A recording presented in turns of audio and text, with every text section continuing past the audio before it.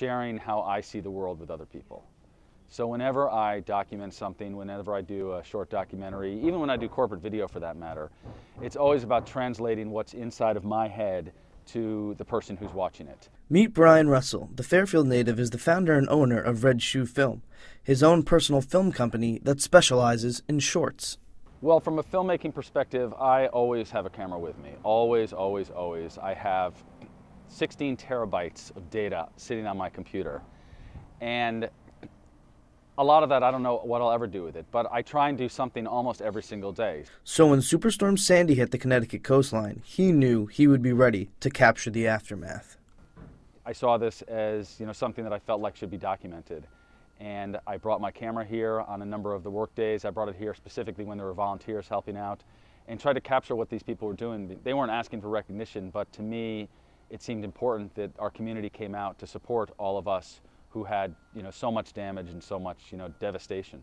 Russell owns many houses here around the Sound and rents them to Fairfield University students during the school year.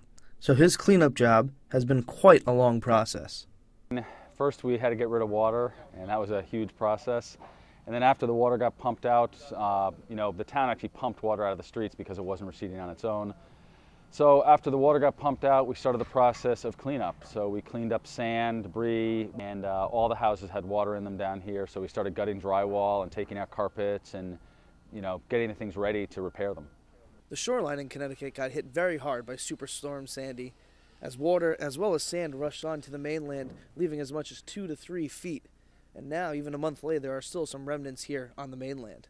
Throughout the state, over 10,000 people have registered with FEMA for damage, and 90% of those people live in Fairfield and New Haven counties.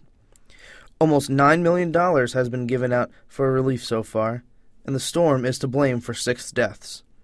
But the amount of volunteers has helped ease the pain. I wasn't surprised. We live in a community where people help each other. I don't know that I expected as many people to come out and help as did, but it was great. It was a great feeling. It was a huge amount of moral support just to have people show up and help.